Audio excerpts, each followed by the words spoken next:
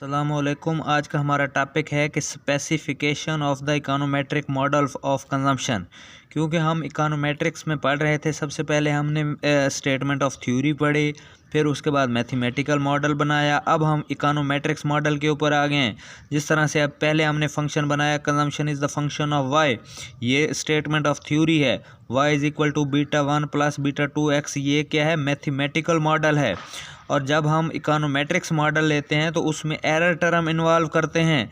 क्योंकि जो error term है, जिस तरह से हमने यहाँ पे एक डायग्राम भी बनाई है, एक्स एक्सेस पे इनकम ली है, वाई एक्सेस पे कंजम्पशन लिया है।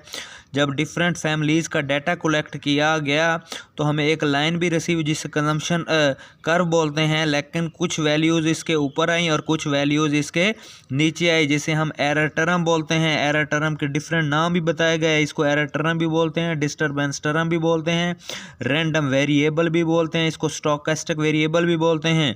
क्योंकि जो डिस्टर्बेंस टर्म है वो may well represent all those factors that affect the consumption but are not taken into the account explicitly।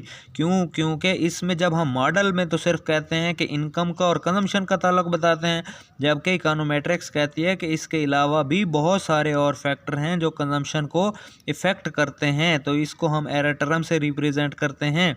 तो ये हमारे पास एक इकोनोमेट्रिक्स मॉडल बन गया।